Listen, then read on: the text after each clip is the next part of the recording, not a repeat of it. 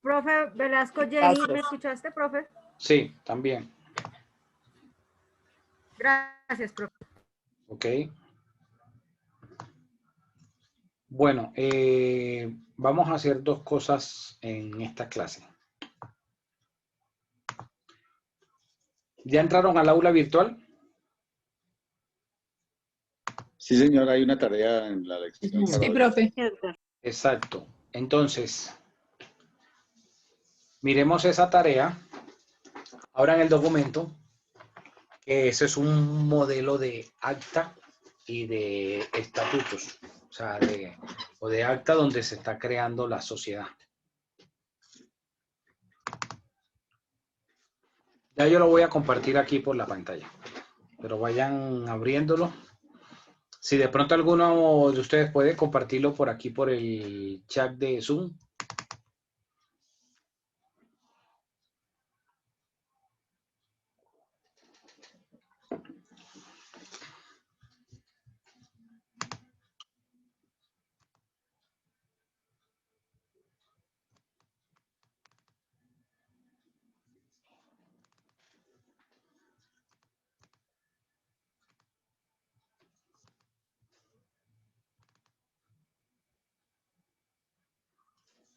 ¿Ya alguno puede descargarlo?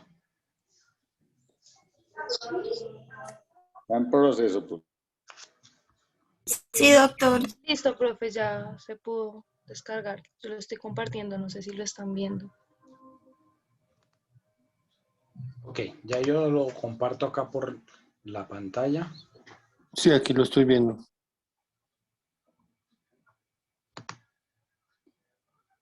Sí, pero ahora lo comparto yo. Ya te lo quito. Decía era compartirlo el archivo por el chat. Ahí lo envié, profe. Ah, correcto, profe. Qué pena con usted.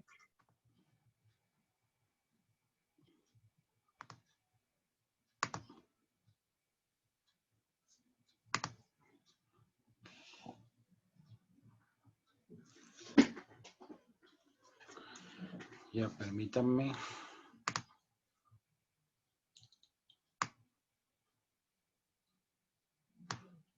Como de pronto hay algunos que no puedan ingresar al aula virtual por la razón que sea, entonces vamos a verlo por acá. ¿Y ahí les aparece? Sí, doctor. Sí, señor. Sí, profe.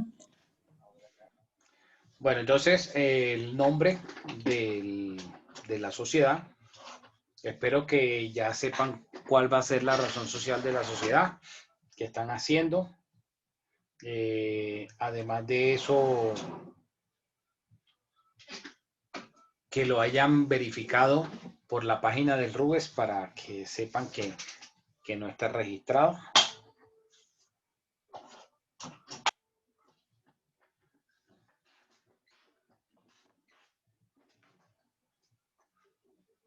Bueno, entonces miremos que en el encabezado aquí del documento va a aparecer la razón social, el tipo de sociedad. Pues aquí yo estoy colocando este modelo de estatutos para una SAS, pero aplican para todo tipo de sociedad.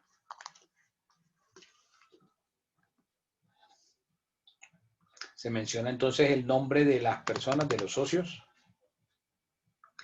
Miren que no solamente el nombre, hay que decir la nacionalidad, el número de la cédula, la dirección, de qué ciudad, el estado civil. ¿Sí lo están viendo? Sí, señor. ¿De Sí, señor. todos los socios, doctor? Doctor, sí. Esta parte. ¿Cómo? ¿De todos los socios al tiempo, doctor? ¿O como... Así como está ahí, aquí estaba primero uno, después el otro.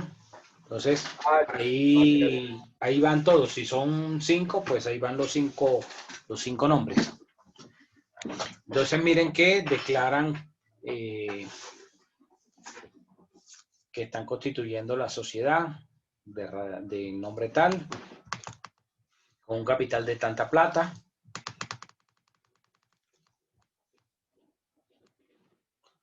Aquí colocamos entonces un orden del día.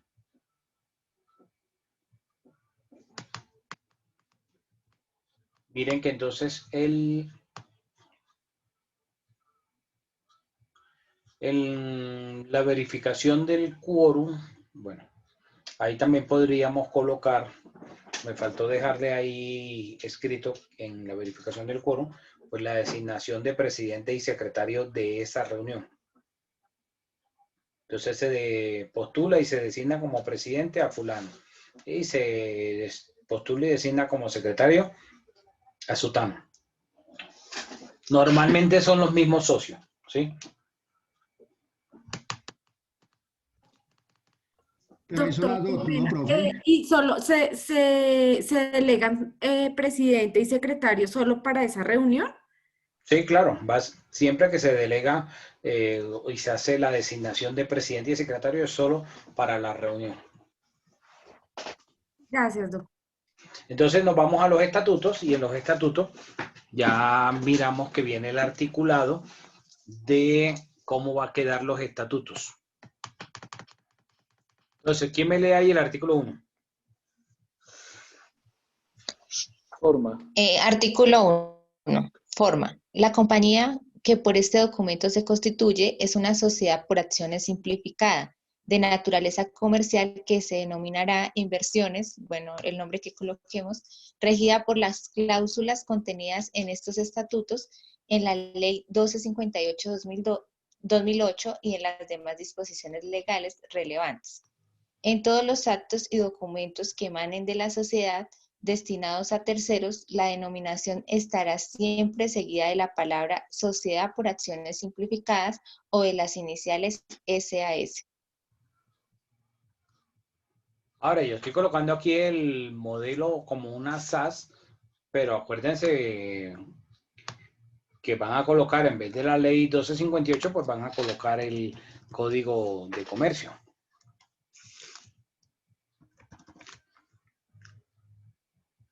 Profe, que sería el artículo 110.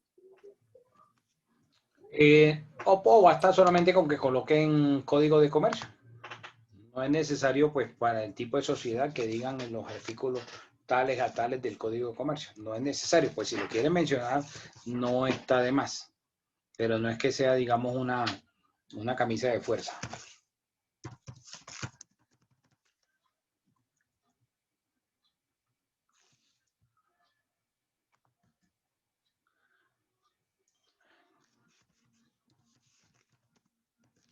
Permítanme un momento.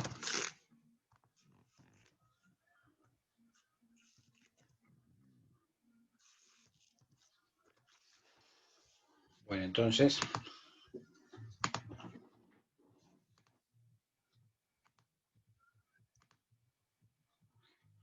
a ver, entonces así, si es una sociedad limitada, ¿cómo le vamos a colocar? Los de la limitada. LTDA.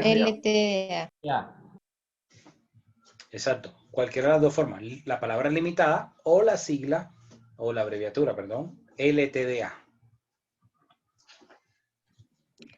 Entonces, en el artículo segundo, miren que colocamos el objeto social. ¿Cuál es el objeto social? Las actividades que la sociedad dice que va a realizar. Aquí no hay límite. Pueden colocarse todas las actividades que quiera la sociedad, en todas las sociedades. Fíjense que por más que esta es una SAS, igualito se está diciendo que la sociedad se va a dedicar a tales y tales actividades. No se deja que puede hacer entonces cualquier actividad lícita.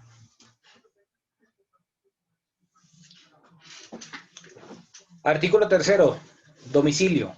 Entonces vamos a hablar aquí del domicilio de la sociedad. Si la sociedad va a tener solo el domicilio, un solo domicilio, el principal, pues se coloca solo la dirección del domicilio principal. Término de duración. Acuérdense que la sociedad tiene que llevar un término de duración. Que la excepción es la SAS, que puede ser indefinida. Puede. Pero todas deben llevar aquí un término. Término de duración, el que ustedes quieran, o sea, el que quieran los socios. 5 años, 10 años, 20 años, 30 años, 50 años, lo que quieran. ¿Preguntas hasta acá? Mi Doc, en el artículo 13, entonces, también es necesario hacer la aclaración de que si hay sucursales, lo que está ahí, ¿no? La sociedad podrá crear sucursales, agencias o dependencias en otros lugares del país. Exacto. ¿Sí? Listo, ok, Doc. Entonces, en el capítulo segundo, pues ya vendría la parte del capital. Acuérdense que esta clasificación es para las sociedades de capital, o sea, la sociedad por acciones simplificadas, las sociedades anónimas y las sociedades en comandita por acciones. Entonces, la sociedad en comandita por acciones o la anónima o la por acciones simplificadas, vamos a hablar del capital autorizado, del suscrito y del pagado. En este caso, por ejemplo, los socios determinaron 20 millones como un capital autorizado, es decir, como lo máximo que pudiera tener la sociedad. Pero al momento de crear la sociedad, establecieron un capital suscrito de 10 millones y de una vez lo pagaron. Pero pueda que digan, bueno, 10 millones se suscribe y como hay que pagar mínimo la tercera parte, entonces podrían pagar 3.500.000 mínimo. De ahí es a discrecionalidad de los socios. Para el ejercicio que ustedes van a hacer, o están haciendo ya, si ustedes quieren colocar que el capital suscrito y pagado son 5 millones, no hay problema. Autorizado 5 millones, suscrito 5 millones y pagado 5 millones. Está bien, no tengo ningún inconveniente con eso. Hay que ponerle el valor nominal de las acciones o cuotas o partes de interés. Bueno, ahí se me fueron los nombres de las personas estas. Entonces, ahí se coloca el nombre del socio, cuántas acciones, cuántas cuotas o partes de interés tiene y el valor que está suscribiendo y qué porcentaje del capital tiene esa persona. La suma debe dar el 100%. No puede quedar que el 99.99% o que el 101, no.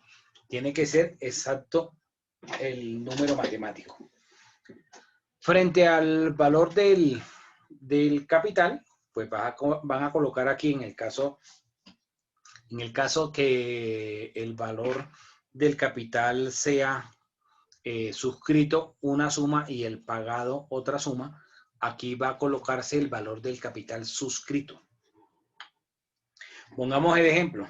Si hubieran dicho capital suscrito 10 millones y capital pagado 5 millones. Entonces, ¿qué información va en este cuadrito? Los 10 millones que fue lo que suscribieron, el capital suscrito.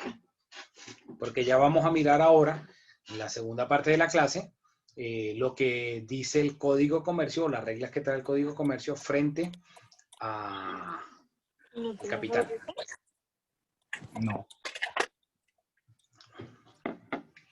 Miremos entonces, bueno, aquí hay un artículo 7 que habla de los derechos que confieren las acciones. Esos derechos que confieren las acciones, pues lo pueden aplicar también en el caso de las limitadas con las cuotas sociales y en el caso de las colectivas y las en comandita con las partes de interés. En vez de hablar de acciones, pues partes de interés. Aumento del capital. Entonces se dice aquí la regla de cómo se va a aumentar el capital. Derecho de preferencia. ¿Qué es el derecho de preferencia? El derecho de preferencia es que aquí, por disposición de los socios, se está estableciendo que si alguno quiere irse de la sociedad, o sea, que si alguno quiere hacer como las yucas, tiene primero que ofrecerle la participación que tiene al resto de los socios. Si ninguno de los socios le quiere comprar, ahí ya queda liberado y puede vendérselo a un tercero. Pero no es que estoy en la sociedad y yo me quiero ir, entonces yo no voy a ofrecérselo a ninguno y yo les voy a vender a un Pepito Pérez, que es un tercero, que no tiene ningún vínculo con los socios, y entonces de malas. Y ahí les meto un tercero que ellos no conocen. ¿Ok?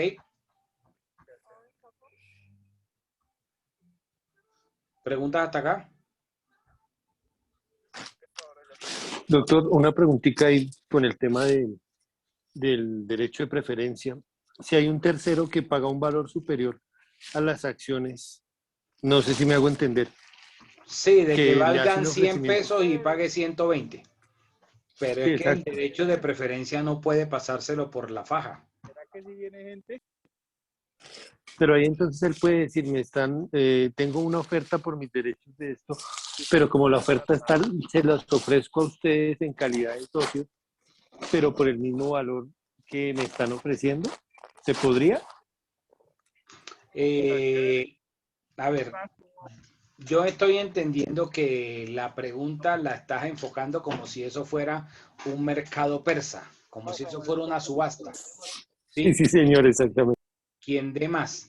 Pero resulta que en el negocio de la participación dentro de las sociedades no se maneja de esa forma, porque la sociedad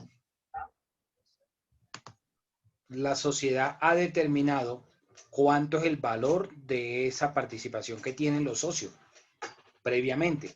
Entonces, un socio no es que pueda dárselas de aventajado, decir, bueno, al momento de constituirla dijimos que valía 1.000 pesos cada acción. Y entonces yo ahorita digo que, bueno, que una cosa es lo que dice el papel, que dice que vale 1.000 pesos, pero yo digo que mis acciones no valen 1.000, mis acciones valen 1.500. Y entonces yo las voy a vender sobre lo que yo estoy diciendo que valen mis acciones. No opera de esa forma. Se vende para cualquiera que la compre, o sea, la cesión de esas acciones va a ser sobre el valor que ha establecido la sociedad. Entonces, si se estipuló desde el principio que el valor de esas acciones era 1.000 pesos, pues hay que negociarla sobre el valor que dice la sociedad. Ahora, la cosa es que pasen muchos años y entonces digan, bueno, utilicemos, como han pasado 20 años y pues colocamos hace 20 años que el capital de la sociedad eran 10 millones, pero resulta que esos 10 millones ya no es el capital es mucho más. Entonces quieran indexarlo y traerlo a valor presente, eso es otra cosa, que es de pronto lo que tú estabas pensando, eso es otra cosa. Sí, exactamente, eso era lo que yo le quería preguntar. Lo mismo que pasa con el artículo de las multas por no tener la suscripción en Cámara de Comercio, que habla de 10.000 pesos. Cámaras de Comercio. De Cámara de Comercio, que en la fecha que lo constituyeron en el 71, decía que la multa era de 10.000 pesos, pero nunca la modificaron. Sí, era más o menos modificado por allá con un decreto en el 92. Sí, o sea, pero bueno, su merced me entendió lo que le quería preguntar. Sí, pero entonces la cuestión es que esa participación se le da un valor. Y ese derecho de preferencia hay que venderle a los que son primero socios, ¿ok? No es que, aquel me está dando más, entonces yo se la vendo al mejor postor. O sea, primero hay que respetar el derecho de preferencia. Ok, listo, muchísimas gracias. Doctor, Dime. Gracias. En el artículo 8 menciona la naturaleza de las acciones y habla del libro que la sociedad debe llevar conforme a la ley. Es decir, que ese es uno de los libros. El libro del registro de accionistas o registro de socios. Sí, señor. Y en él se menciona entonces esas acciones. Claro, se va a mencionar, eso lo vamos a ver esta semana, un modelo de la información de cómo se hace esa parte del registro de socios y cómo se diligencia los formatos para el registro de los libros en la Cámara de Comercio. Gracias, doctor, muy amable. Ok.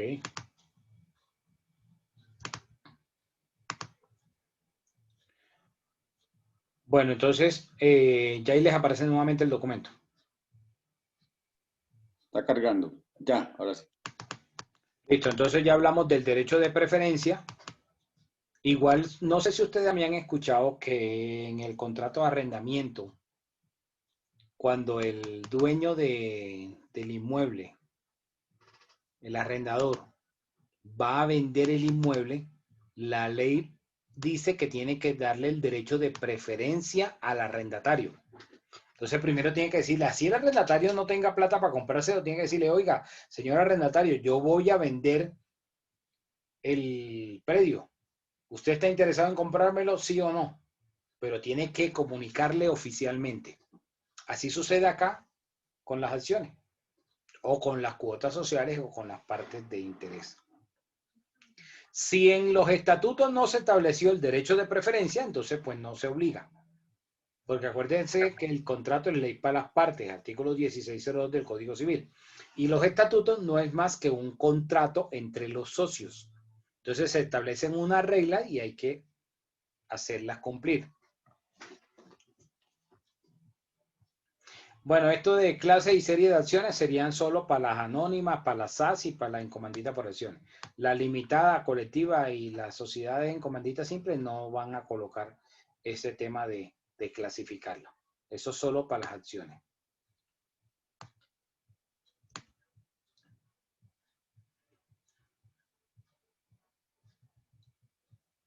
Órganos sociales. Entonces miremos que acá se está estableciendo unos órganos que va a ser la Asamblea General de Accionistas, que va a tener su representante legal y, bueno, pues si se va a establecer revisoría fiscal, se establece acá entonces dentro del documento. Para este caso, la sociedad decidió que no iban a tener revisor fiscal. Entonces se habla luego de las funciones que tiene la Asamblea General, se habla de la convocatoria, de la renuncia a la convocatoria, del derecho de inspección, de las reuniones no presenciales, del régimen de quórum y mayoría decisoria. Entonces aquí se dice cuáles son esas situaciones que la sociedad puede establecer y en el caso de someterla a aprobación de los socios, se van a requerir unas mayorías. Es, por ejemplo, la modificación de los estatutos, la transformación de la sociedad, la fusión o escisión. ¿Qué es la fusión de una sociedad? ¿Alguno sabe? Que se une con otra empresa que tiene la misma actividad Es la unión económica. entre Se empresas. fusionan. Que una absorbe la otra y entonces se convierten en una sola y queda preservándose el nombre del absorbente. La escisión es todo lo contrario. Dime. Hay que dar presente el nombre del absorbente. Como establezcan las partes. Sí, pero la que fue absorbida, ¿el nombre desaparece del RUES? O sea, ¿o queda registrada? Normalmente va a seguir, digamos, por un tiempo, mientras desaparece de la vida comercial, por decirlo de alguna forma. La absorbente normalmente mantiene el nombre, aunque puede modificarse el nombre, como sucedió con los bancos. Por ejemplo, el Banco de Colombia se fusionó con el Banco Industrial Colombiano. Me imagino que los que son así como contemporáneos conmigo recordarán de lo que le estoy hablando, ¿sí o no, Doris? Doris. El famoso BIC. ¿Estás conectada, Doris? Doris como que se fue. No, acá estoy, profe. Sí, señor. ¿Te acuerdas el Banco de Colombia que tenía el nombre así como en letra cursiva y el BIC, que era el Banco Industrial Colombiano, que tenía las siglas B y C? Entonces el Banco Industrial Colombiano fue absorbido por el Banco de Colombia. Se fusionaron las dos sociedades y quedó Sí, una señor. sola que se pasó a llamar luego lo que hoy ustedes conocen como Bancolombia. De ahí que algunas personas mayores, no sé, me imagino, Brian, que habrás escuchado a tus abuelitos o así a la gente mayor que todavía dice el Banco de Colombia refiriéndose al Bancolombia. Esa es la fusión. Entonces una absorbió a la otra. Y luego la absorbida pues va a desaparecer del mercado y va a desaparecer de la vida jurídica. Como el Banco Ganadero hoy en día, BBVA. El Banco Industrial Colombiano, BIC. Y el Banco Ganadero también. El Banco que es el Ganadero BBVA. No, pero el Banco Ganadero se fusionó, fue con Granahorrar. El Banco Cafetero, doctor, lo absorbió la vivienda, Sí, con ¿no? Granahorrar, Banco Ganadero y Granahorrar. Sí, el Banco Cafetero se había fusionado anteriormente con Concasa, con una corporación de de ahorro. De ahorro y Y lo vivienda. mismo había hecho el Banco de Bogotá con Megabanco. No sé si se acuerdan. Con Conavi. Conavi, do. Conavi, pero no, Conavi fue absorbida por el Bancolombia. Bancolombia, sí. Por eso, profe. Conavi Bancolombia.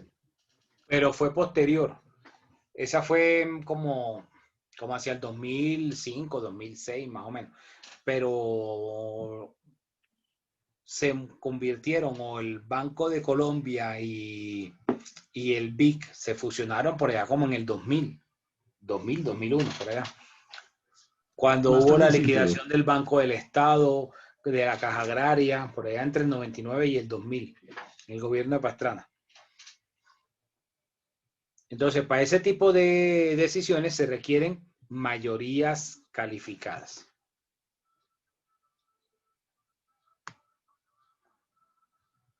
Bueno, hablamos de aquí de las actas, hablamos del representante legal.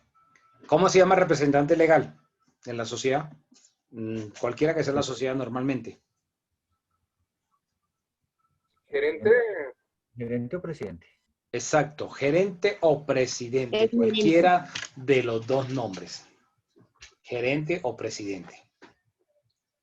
Por ejemplo, hay algunas sociedades como,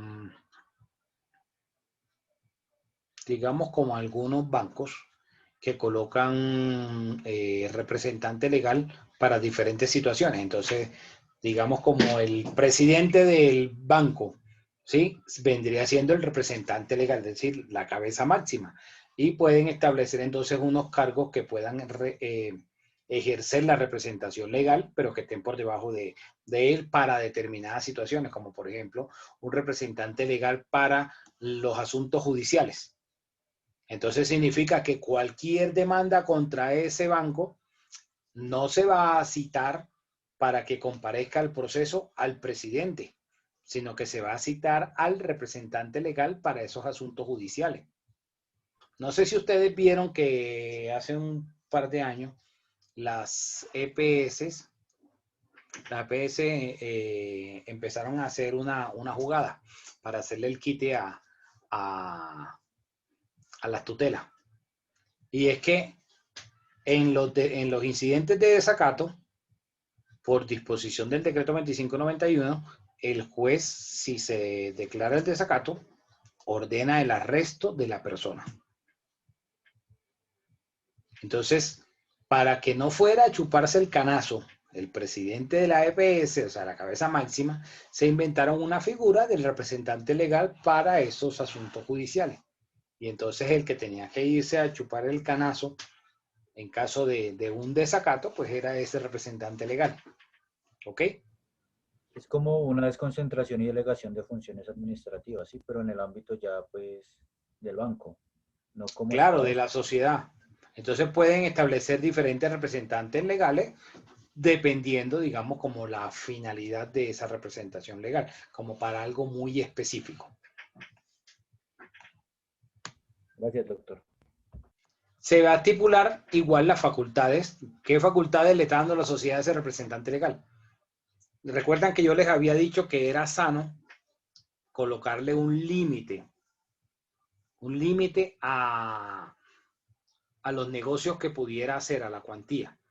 Y entonces aquí pueden establecer que los negocios que vayan a superar cierto monto, por poner un ejemplo, 100 salarios mínimos, los negocios que superen 100 salarios mínimos, 150 salarios mínimos, requerirán de la aprobación de la asamblea.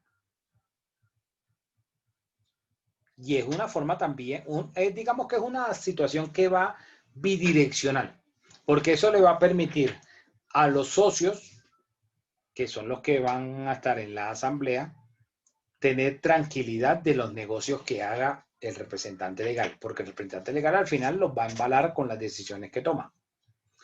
Y también le sirve al representante legal, porque el representante legal entonces va a poder estar cubierto y decir, no, yo hice esta operación porque fui autorizado por la asamblea o por la junta de socios. En el caso de las sociedades limitadas, colectiva, comandita simple. ¿Ok? Entonces, disposiciones varias, bueno, del ejercicio social, que entre el 1 de enero y el 31 de diciembre de cada año, las cuentas anuales que debe presentarse, la reserva legal, las utilidades, la cláusula compromisoria, las causales de disolución disolución y liquidación, el enervamiento de las causales de disolución, la liquidación. Luego vendría el siguiente punto, que colocamos en el orden del día, que entonces sería la elección de ese representante legal de la sociedad.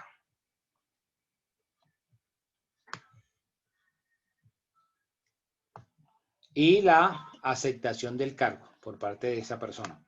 Luego, finalmente, la lectura y aprobación del acta, la fecha y firmas del presidente y secretario.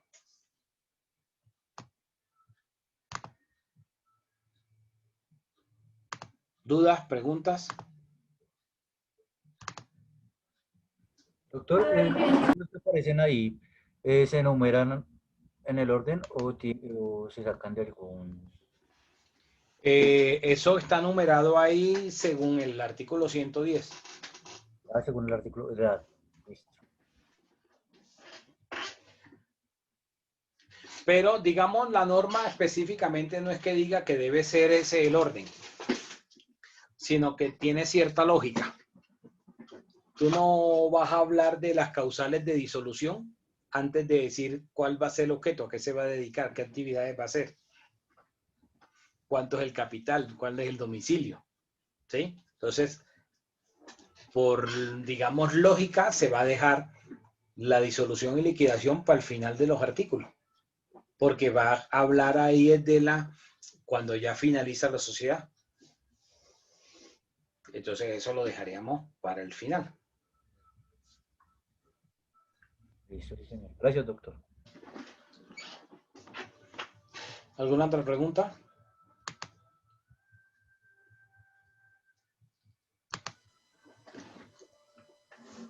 ¿No hay más dudas? Ahí está como tarea el documento, pero aclaro, no es que ustedes deban subir ahí el documento de sus estatutos. Ustedes no lo van a subir ahí. Eso es solo para que ustedes vean, tengan acceso al documento. Ok, muchas gracias. El documento de los estatutos, entonces se lo enviamos al correo. Exacto. Claro, el correo. Ah, listo. Y con respecto a los libros, profe, o más adelante. Esta semana, mañana pasado, mostramos los libros. Ah, bueno, profe, gracias. ¿Alguna otra duda? Profe, los estatutos se envían el día anterior de que nos corresponde, digamos, hacer la... No, el mismo día. Al mismo día. Los que les toque el lunes 8, pues me lo envían el lunes 8. Doctor, en el artículo 27, donde habla de la representación legal, dice que el representante legal dice que no tendrá suplentes, o sea, no tendrá definitivamente, o si es posible. Bueno, para ese caso ahí de este ejemplo, pues ellos acordaron que no querían suplentes, pero ustedes pueden decir si va a tener suplente o no va a tener suplente.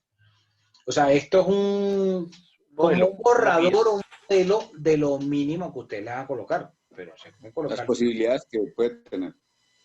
Por ejemplo, las sociedades anónimas. Las sociedades anónimas van a tener mucho más artículos que esto, porque las sociedades anónimas tienen que hablar entonces de la junta directiva, de cómo se van a elegir los miembros de la junta directiva, qué funciones van a tener, ¿sí? El revisor fiscal. Señor, gracias. Profe, ante una empresa, digamos aquí el ejemplo que nos está poniendo, que se constituye por 2 personas, digamos que la mía está algo parecida, por 2 personas, pero entonces ahí debo buscar un presidente de la reunión y un secretario, aparte de las 2 personas. No, no necesariamente. Es que tú puedes colocar ahí que si son dos socios, los dos socios, va el uno como presidente y el otro como secretario de la reunión. No pasa nada. Normalmente se hace de esa forma. Normalmente. ¿Y si fuera uno nomás, entonces? Ahí pues sí invita a otro. Ah, se invitaría a otra persona. Ok. Gracias. Exactamente. Bueno, no hay más preguntas frente al acta. Pasamos entonces ahora a ver el Código de Comercio.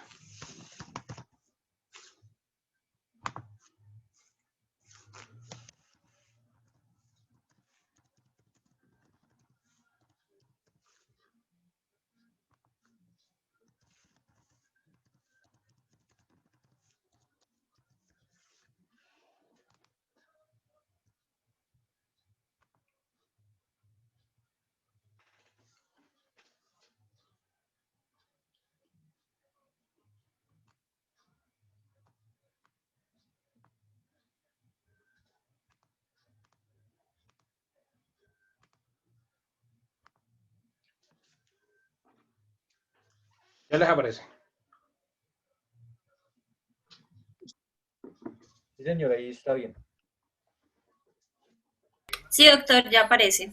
Ok, bueno, ¿quién me ayuda leyendo el artículo 122? Capital social, definición. El capital social será fijado de manera precisa, pero podrá aumentarse o disminuirse en virtud de la correspondiente reforma estatutaria, aprobada y formalizada conforme a la ley. Será ineficaz todo aumento de capital que se haga con reavalúo de activos.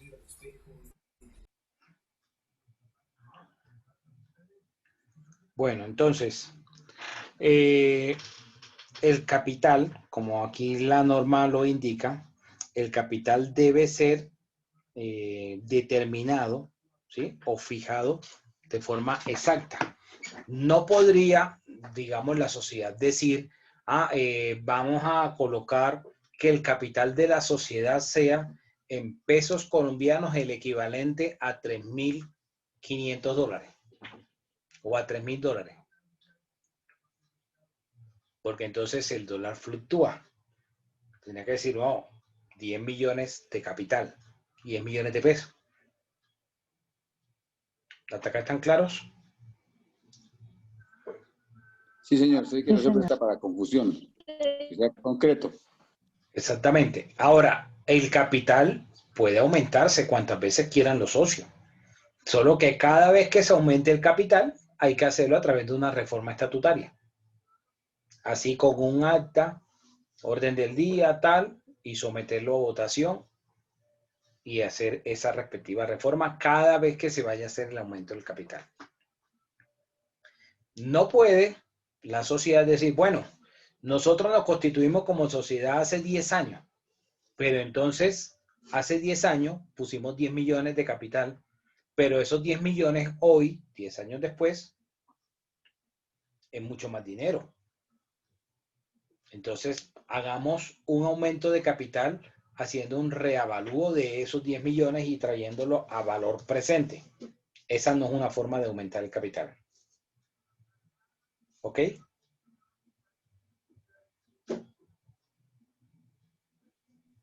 Sí, señor. ¿Dudas?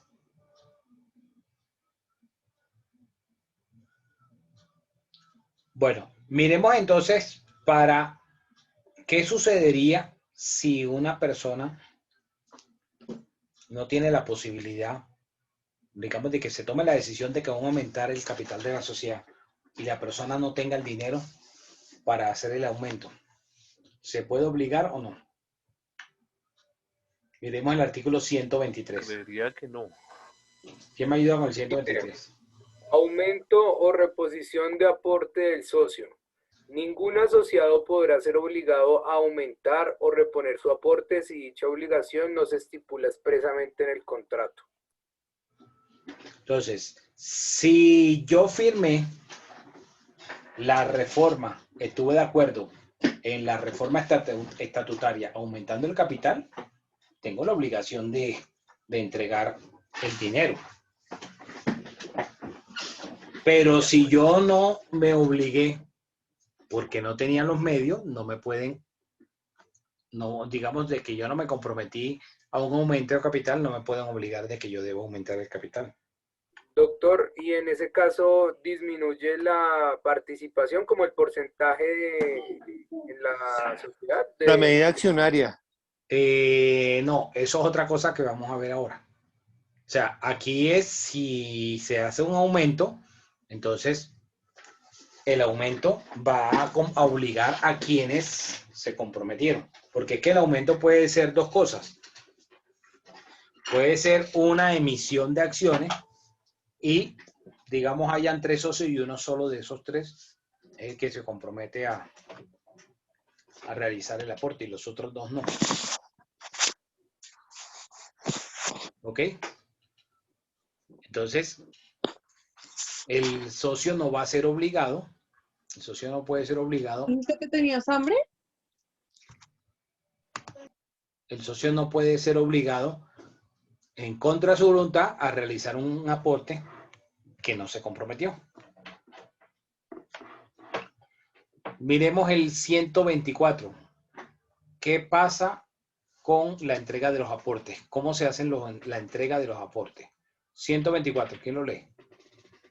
Los asociados deberán entregar sus aportes en el lugar, forma y época estipulados. A falta de estipulación, la entrega de bienes muebles se hará en el domicilio social, tan pronto como la sociedad esté debidamente constituida. Entonces, si el aporte del socio es una suma en dinero, entonces se va a entregar al momento de constituir la sociedad. Si son bienes muebles, pues se van a entregar entonces en el domicilio de la sociedad, es decir, en la dirección donde va a funcionar tan pronto esté constituida. Pero miremos que puede pasar otra situación, y es que los socios dijeron que iban a suscribieron una suma y pagaron otra, ¿no? Entonces, lo que quedaron pendiente de pagar, la ley les da un plazo, tratándose de las sociedades anónimas y las en comandita por acciones, para los comanditarios, les da un año. Un año para que en ese tiempo completen el aporte de su capital, del capital suscrito. Durante ese tiempo, no cumple el socio. Entonces, miremos qué sucede cuando el socio no cumple con lo que se obligó a entregar. ¿Quién me ayuda con el 125? Cuando el aporte no se haga en la forma y época convenida, la sociedad empleará los árbitros de indemnización estipulados en el contrato. A falta de su estipulación expresa al respecto, la sociedad podrá emplear cualquiera de los siguientes árbitros o recursos. Primero, excluir de la sociedad al asociado incumplido. Segundo, reducir su aporte a la parte del mismo que haya entregado o esté dispuesto a entregar, pero si esta reducción implica disminución del capital social, se aplicará lo dispuesto en el artículo 145. Y tercero, hacer efectiva la entrega o pago del aporte. En los 3 casos anteriores, el asociado incumplido pagará a la sociedad intereses moratorios a la tasa que estén cobrando los bancos en operaciones comerciales ordinarias. Ok. Entonces, ¿cuáles son las situaciones que pueden suceder si el socio no cumple con entregar lo que falte de su aporte?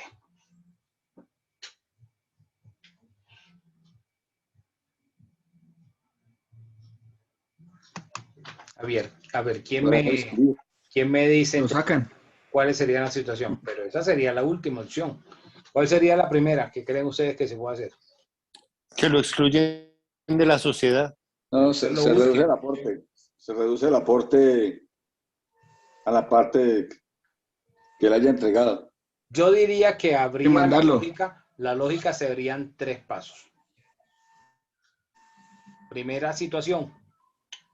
o 3 situaciones diferentes. Primera situación, hacer que ese socio le haga la cesión de la participación que tiene a otro de los socios. O sea, que venda su participación. ¿Ok? Y salga a la sociedad. Otra situación, se realice digamos, una reducción en el capital para excluir el monto que dejó de pagar el otro socio.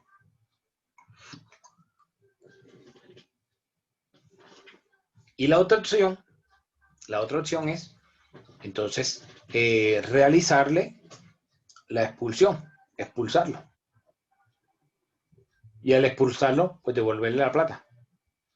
Esas serían las 3 situaciones que podría suceder si esa persona, si ese socio, no cumple con el pago de lo ordenado o de lo que se obligó en el momento de suscribir las acciones.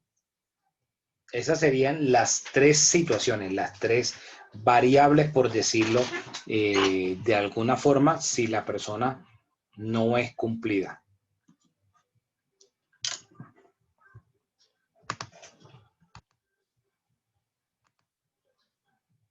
¿Preguntas hasta acá?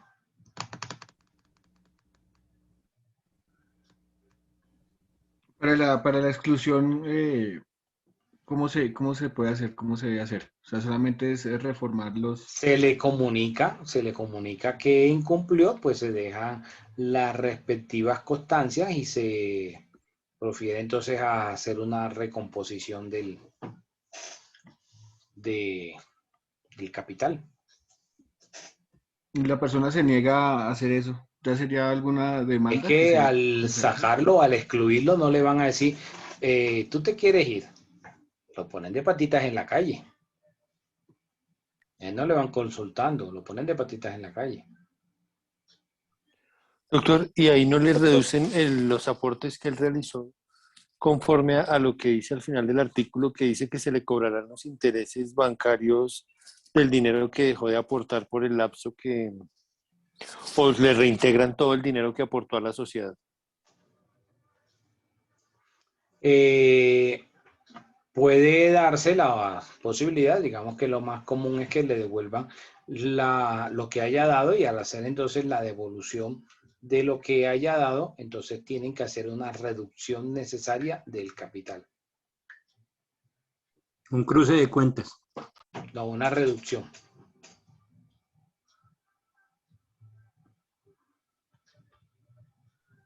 O sea, eso implica nuevamente una reforma estatutaria. Así es. Y cada reforma estatutaria, y ustedes saben que debe hacerse así tal cual como al principio de la clase vimos, por ese documento, por esa acta, y llevarse al registro mercantil.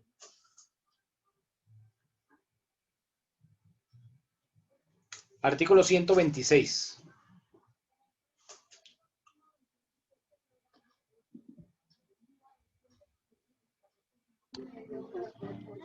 Los aportes en especie podrán hacerse por el género y cantidad de las cosas que hayan de llevarse al fondo social, pero estimadas en un valor comercial determinado.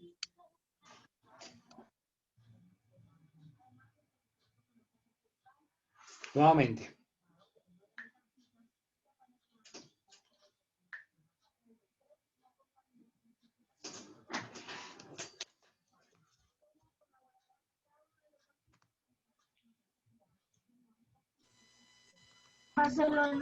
¿No lo escuchó? Nuevamente. Los aportes en especie de valor comercial. Los aportes en especie podrán hacerse por el género y cantidad de las cosas que hayan de llevarse al fondo social, pero estimadas en un valor comercial determinado. Ok. Recuerdan que cuando se constituyó entonces la sociedad, se dijo que iba uno de los socios a realizar un aporte en especie con unos bienes muebles, y esos bienes muebles pues había que darle una valoración. No es que dijera que si esos bienes muebles valían 100 pesos, decir, no, recíbamelo por 200. Sino que sobre el valor justo, sobre el valor comercial del mismo. ¿Ok?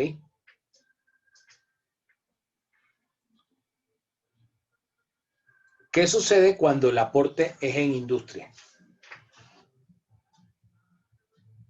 Cuando es con el trabajo.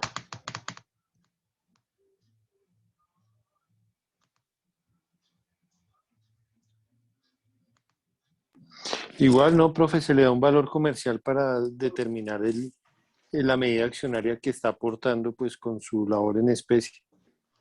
Se le asigna el valor. Hay que asignarle un valor, hay que determinar cuánto es en dinero ese trabajo que está realizando. Ahí se lleva un perito, ahí se lleva un perito para hacer la... No, para porque hacer el perito cómo va a determinar de que si tú sabes hacer determinada actividad y te vas a asociar conmigo, entonces él le da una pues valoración como- a lo que tú sabes. Ahí no necesita intervención de perito. No, le entendí mal. Yo pensé que era, digamos, sobre, digamos, cuando, digamos, en una industria, ¿sí? O sea, se va a valorar lo que hay en la industria. No, cuando como tal. hablamos de aporte de industria, se refiere al trabajo. A ese Listo, aporte del lo trabajo. entendí mal. Listo, Como por disculpe. ejemplo en las sociedades en comandita. Tanto en la encomandita simple como en la encomandita por acciones. El socio gestor, ¿qué aporte está realizando? El trabajo.